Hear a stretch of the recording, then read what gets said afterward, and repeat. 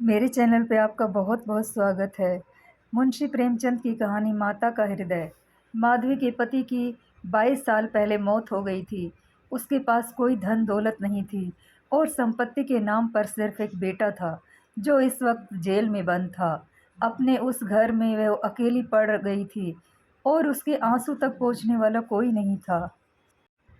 माधवी ने बड़ी दुख तकलीफ़ों को झेलते हुए अपने बच्चे को पाल पोस कर बड़ा किया था। अगर माँ बेटे को जुदा करने वाली मौत होती तो माधवी सब्र कर लेती और उसके मन में किसी के लिए क्रोध ना होता। लेकिन उन्हें जुदा करने वाले तो कोई और ही थे जिनके अत्याचार को सहना उसके लिए मुश्किल हो रहा था। माधवी के मन में बार बार उन स्वार्थियों से बदला लेने का विचार घूम रहा था।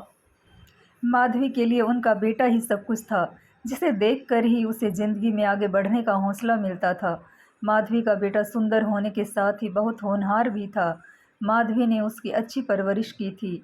उसकी गली के सारे लोग उसके बेटे की तारीफ़ करते नहीं थकते थे और यहाँ तक कि स्कूल के अध्यापक तक उस पर जान छिड़कते थे। माधवी के बेटे का नाम आत्मानंद था। आत्मानंद से दूसरों की दुख तकलीफ़ें देखी नहीं जाती थी और लोगों की मदद करने के लिए वह हमेशा तत्पर रहता था। उसे देखकर कोई सोच भी नहीं सकता था कि वह कोई अपराध कर सकता है। माधवी भी यही सोचकर तड़पते हुए दिन काट रही थी कि आखिर उसका क्या अपराध था। आत्मानंद के गुणों का भंडार था। वह साहसी, निस्वार्थ और देशप्रेमी होने के साथ साथ कर्तव्य का पालन करने वाला इंसान था। साथ ही वो राजनीति में रुचि रखता था। वो बेबाक था और अपने राजनीतिक लेखों की वजह से सरकारी कर्मचारियों की नज़रों में आ गया था। पुलिस भी उसकी हरकतों पर नज़र रखती थी। पुलिस बस एक मौके की तलाश में थी ताकि वो उसे जेल की सलाखों के पीछे डाल सके। जिले में पड़े एक डाके ने उन सभी लोगों को आत्मानंद को फंसाने का अवसर दे दिया जो उसे पसंद नहीं करते थे। डाके से तार जुड़े होने का हवाला देकर आत्मानंद के घर की तलाशी ली गई। जहां मिले कुछ पत्रों व लेखों को डाके का मुख्य कारण बताते हुए उसे गिरफ्तार कर लिया गया। अपने आरोपों को सिद्ध करने के लिए पुलिस ने कुछ और युवकों को भी गिरफ्तार कर लिया और आत्मानंद को गिरोह का मुखिया करार दे दिया गया। जिसके बाद महीनों भर तक मुकदमा चला और न जाने कहां कहां से पुलिस ने ऐसे झूठे गवाह सामने लाकर खड़े कर दिए कि कोर्ट ने आत्मानंद समेत सभी युवकों को दोषी करार दे दिया और 4 साल के कठोर कारावास की सज़ा सुना दी। बेटे की हर सुनवाई में जा रही माधवी ने देखा कि इंसान का चरित्र कितना नीच हो सकता है और वह अपने स्वार्थ के लिए किसी को भी हानि पहुंचाने से नहीं चूकता। अपने बेटे को हथकड़ियों में पुलिस द्वारा जेल ले जाते देख माधवी कहीं बेहोश होकर गिर गई, जिसके बाद कुछ भले लोगों ने उसे तांगे में बैठाकर घर तक पहुंचाया। माधवी को जब होश आया तो उसे पूरा वाक़या याद आया। अपने इकलौते सहारे से दूर होने का गम उसे खाए जा रहा था, जो उसे एक पल भी चैन की सांस तक लेने नहीं दे रहा था। कोई रास्ता न सूझने पर माधवी ने अपनी वेदना को ही प्रतिशोध में बदलने का फ़ैसला लिया और उसके बेटे की यह दुर्दशा करने वालों से बदला लेना ही अपने जीवन का मकसद बना लिया। माधवी के मन में भी प्रतिशोध की ज्वाला धधक रही थी। बस यही सोच रही थी कि ऐसा क्या करे कि जिससे उन अत्याचारियों से बदला लिया जा सके। देर रात तक माधवी सोचती रही कि विधवा जीवन जीते 22 साल बीत गए, लेकिन अब उसे बाहर निकलना होगा। अपने अंतर्मन से माधवी कहने लगी, इस दुनिया में अच्छे कर्म की कोई जगह नहीं और हो सकता है। ईश्वर ने भी निराश होकर हमसे मुंह फेर लिया हो तो ऐसे में उन अत्याचारियों को दंडित करने के लिए उसे ही कदम उठाना होगा। शाम का वक्त था। लखनऊ में एक बड़ा सा बंगला झिलमिलाती लाइटों से सजा था, जहां दोस्तों की महफिल सजी थी और गाना बजाना हो रहा था। एक और मेज आतिशबाजियों से सजी थी तो दूसरी ओर तरह तरह के पकवान रखे थे। बंगले के चारों ओर पुलिसकर्मी तैनात थे, क्योंकि वह बंगला पुलिस सुप्रीडेंट मिस्टर बागची का था। बागची ने एक बड़ा मार्के का केस जीता था, जिससे खुश होकर अफसरों ने उन्हें तरक्की दी थी, जिसकी खुशी का जश्न मनाया जा रहा था। मार्के का केस, जिसे पुलिस बेगुनाह युवकों को झूठे केस में फंसाकर जेल में भर देती थी। यहाँ आए दिन उत्सव होते ही रहते थे। महफिल में रौनक बढ़ाने के लिए मुफ्त में गाने बजाने वाले, आतिशबाजियाँ और आधे दामों पर मिठाइयाँ व फल फूल उन्हें आसानी से मिल जाते थे। दौड़ धूप करने के लिए सिपाहियों की एक टुकड़ी हर वक्त उनके घर पर तैनात रहती थी। महफिल में गाने बजाने का कार्यक्रम समाप्त होने के बाद मेहमान अब भोजन करने लगे थे। दुकान से दावत का सामान ढोने वाले मजदूर उन्हें कोसते हुए वहाँ से चले गए थे। बस बाकी बचे मजदूरों के साथ एक बूढ़ी औरत वहाँ काम कर रही थी। वो बूढ़ी औरत चेहरे पर हल्की मुस्कान लिए अपने काम में मगन थी। वह महिला कोई और नहीं बल्कि माधवी थी, जो बदला लेने के लिए मजदूर बनकर काम कर रही थी। महफिल ख़त्म होते होते सभी मेहमान जा चुके थे। इक्के दुक्के मजदूर बचा हुआ खाना समेट रहे थे। माधवी एक कोने में चुपचाप बैठी हुई एकटक सभी को देखे जा रही थी। सहसा मिस्टर बागची की नज़र माधवी पर पड़ी तो वो उसके पास पहुँचे और बोले, तुम अब तक यहाँ क्या कर रही हो? कुछ खाने के लिए मिला या नहीं? माधवी ने नज़र उठाकर बागची को देखकर कहा, साहब खाना तो मिल गया, लेकिन मेरे पास जाने के लिए कोई जगह नहीं है।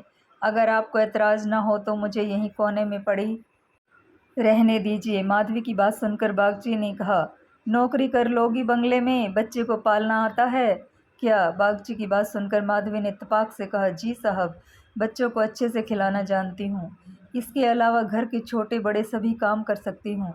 बस मुझे एक मौका दे दीजिए। माधवी की ओर ध्यान से देखते हुए बागची ने कहा, ठीक है, तुम आज से ही काम शुरू कर दो। माधवी को बागची के घर बंगले में काम करते हुए 1 महीने से अधिक हो गया था। माधवी को अपने काम में इतनी निपुण थी कि उसे पूरा घर खुश था। बागची की पत्नी का स्वभाव चिड़चिड़ा था और वह आलस व अपनी ख़राब सेहत के चलते दिन भर बिस्तर पर या सोफ़े पर पड़ी रहती और नौकरों पर चिल्लाती रहती। इसके स्वभाव के कारण बच्चे का ध्यान रखने वाली आया ज़्यादा दिन न टिक पाती। माधवी उसकी जली कटी बातें सुनकर भी चुपचाप अपने काम में लगी रहती, इसलिए बागची की पत्नी को उससे कुछ खास शिकायतें भी नहीं थी। उसने बच्चे की देखभाल की जिम्मेवारी भी माधवी को ही दे दी थी। बागची और उसकी पत्नी को इससे पहले भी कई बच्चे हो चुके थे, लेकिन अज्ञात कारणों से उनका एक भी बच्चा कुछ महीने या फिर कुछ साल भर से ज़्यादा जीवित नहीं बच पाता था। इसलिए इस बच्चे पर दोनों माँ बाप की जैसे जान बसती थी। पढ़े लिखे होने के बावजूद दोनों अपने बच्चों की सुरक्षा के लिए टोना टोटका व जंतर मंतर अपनाने से भी परहेज न करते थे। बच्चा माधवी के पास ही ज़्यादा समय बिताता, इस वजह से वो माधवी से काफ़ी घुल मिल गया था। अगर माधवी कुछ देर के लिए भी उसकी नज़रों से दूर हो जाती तो बच्चा ज़ोर ज़ोर से रोने लगता।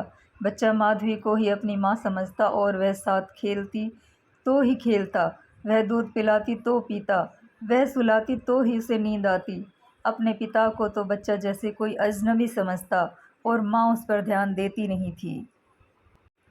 अच्छी खासी मिल जाएगी जिसमें महीने का खर्च पूरा हो जाएगा, लेकिन यहाँ तो नौकरों से हर एक पैसे का हिसाब लिया जाता।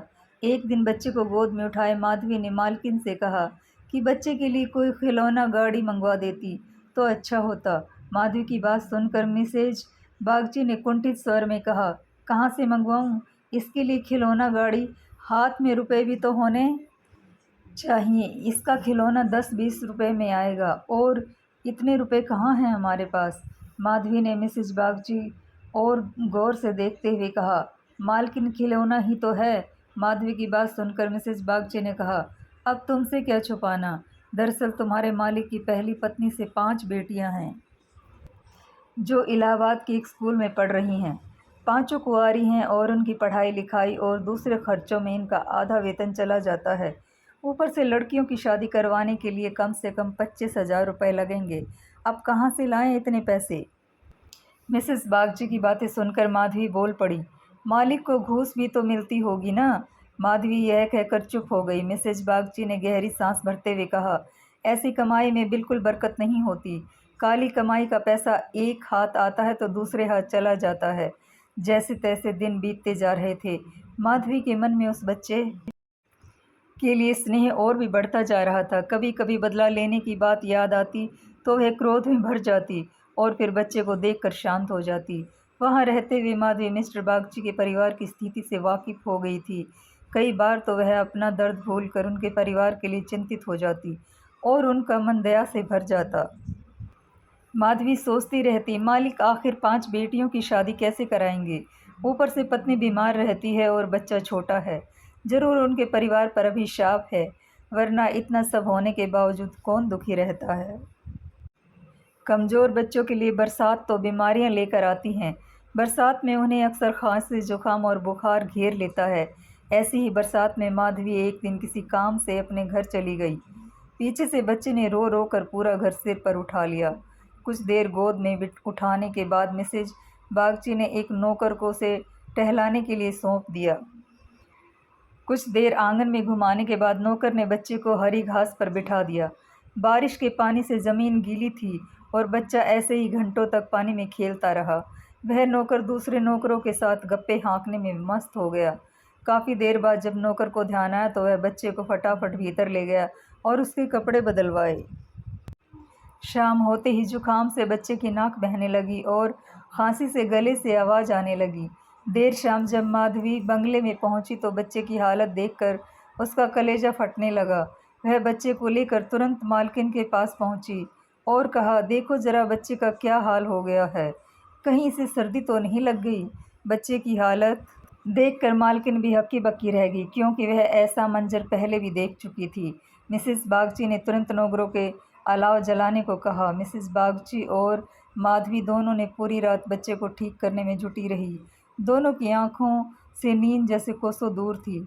ऐसे में सवेरा कब हो गया दोनों को पता भी न चला। मिस्टर बागची को जैसे ही बच्चे के बीमार होने की खबर मिली, वह डॉक्टर को लेकर सीधे घर पहुंचे। 3 दिन में बच्चे की हालत में सुधार आने लगा, लेकिन वह काफ़ी कमज़ोर हो गया था। बच्चे का ख्याल रखने से माधवी ने दिन रात एक कर दिया। यह वही माधवी थी जो परिवार का सर्वनाश करने का संकल्प लिए उस घर में आई थी और आज उसी घर के चिराग की सलामती के लिए दिन में हजारों बार ईश्वर से दुआएं मांग रही थी। शायद माधवी की दुआओं का ही असर था कि बच्चे की सेहत में धीरे धीरे सुधार होने लगा। एक सुबह मिस्टर बागची बच्चे के झूले के पास बैठे हुए थे और मालकिन सिरदर्द के कारण चारपाई पर पसरी हुई थी। माधवी पास में ही बैठी बच्चे के लिए दूध गर्म कर रही थी। माधवी की ओर देखते हुए मिस्टर बागची ने कहा, हम जब तक जिएंगे तुम्हारे एहसान के तले दबे रहेंगे। यह तुम ही हो जो बच्चे को मौत के मुंह से खींच लाई, वरना हम तो उम्मीद ही हारने लगे थे। इतने में मिसेस बागची भी उठकर पास आ गई और माधवी से कहा, तुम एक देवी बनकर हमारे जीवन के कष्ट हरने के लिए आई हो। आज अगर तुम न होती तो पता नहीं क्या अनर्थ हो जाता। मेरी तुमसे एक विनती है। वैसे तो जीना मरना सब ऊपर वाले के हाथ में है, लेकिन तुम्हारे हाथ में ज़रूर संजीवनी है। मेरी तो किस्मत ही अभागी है, पर हो सकता है तुम्हारे पुण्यों से मेरे बच्चे की जान बच जाए। माधवी चुपचाप मिसेस बागची की बातें सुन रही थी। मिसेस बागची रुआंसी आवाज़ में कहने लगी, सच कहानी कहती हूँ, अब तो बच्चे की गोद में उठाने तक से मुझे डर लगता है। तुम इसे आज से अपना ही बच्चा समझो और इसकी माँ बन जाओ। इसे भी तुम बहुत लगाव है तुम्हें। तुम इसे अपने बच्चे जब तक यह तुम्हारी गोद में रहेगा हमें चिंता न होगी। मिसेस बागची की बात सुनकर माधवी ने कहा, मालकिन क्यों ऐसे विचार बुरे मन में ला रही हो। बच्चे की हालत में सुधार हो रहा है और देखना भगवान की इच्छा से सब कुशल मंगल होगा। इतने में मिस्टर बागची बोल पड़े, नहीं बूढ़ी माँ, मेरा दिमाग भले इन बातों को ढकोसला करार देता हो, लेकिन मन का एक कोना इस पर विश्वास करना चाहता है। मेरी अपनी माँ ने मुझे पैदा होते ही एक धोबिन को बेच दिया था, क्योंकि मुझसे पहले मेरे 3 बड़े भाइयों की मौत हो चुकी थी। इसलिए मेरी जान बचाने के लिए उन्हें जो उचित लगा उन्होंने किया। अब बारी हमारी है और हमसे जो बन पड़ेगा हम करेंगे। तुम इसे आज से अपना ही बेटा मानो और इसे साथ ले जाओ। हमें जब भी इसे मिलने का मन होगा चले आएंगे और खर्च की चिंता न करना। इसकी पूरी परवरिश का खर्चा हम समय समय पर तुम्हें भेजते रहेंगे। मिस्टर बागची ने कहा, मैं जिस पेशे में हूँ मुझे न चाहते हुए भी कई कुकर्म करने पड़ते हैं। झूठी शहादतें बनाकर निर्दोषों को फंसाना पड़ता है और उनकी परिवारों की न जाने बद्दुआएं मेरे सिर पर हैं। मैं जानता हूँ कि बुराई का फल कभी अच्छा नहीं हो सकता, लेकिन मैं लोभ में आ ही जाता हूँ। अगर मैं ये सब ना करूँ तो नालायक करार देकर निकाल दिया जाऊंगा। अंग्रेज़ों को जहाँ 100 खून भी माफ़ होते हैं, लेकिन हम हिंदुस्तानियों की एक गलती भी उन्हें भारी पड़ सकती है। इसलिए मेरी विनती है कि हमारे बेटे को स्वीकार कर लो। माधवी को भी उस बच्चे से बेहद लगाव था, इसलिए वह खुशी खुशी मान गई। गदगद होते हुए माधवी ने कहा, आप दोनों की अगर यही इच्छा है तो मैं बच्चे को अपनाने के लिए तैयार हूँ। मुझे जो पन पड़ेगा मैं करूँगी। मेरी भगवान से बस यही दुआ है कि हमारे बच्चे को वो अमर करे। बड़ी देर से बच्चा आराम से झूले में सो रहा था। चादर से उसका मुंह ढका हुआ था। माधवी ने गर्म दूध कर बच्चे को पिलाने के लिए जैसे ही उसके मुंह से चादर को हटाया, उसके मुंह से जोर से चीख निकल आई गई। बच्चे का शरीर पूरा तरह ठंडा हो चुका था और चेहरा पीला पड़ा था। माधवी ने जल्दी से बच्चे को गोद में उठाकर सीने से चिपका लिया और जोर जोर से रोने लगी। बालक सभी को छोड़कर भगवान के पास जा चुका था। दिन भर पूरे घर में मातम पसरा रहा और रोने की चीख पुकारों से जैसे पूरा घर कौंध गया हो। मिस्टर बागची और उसकी पत्नी का भी रो रो कर बुरा हाल था।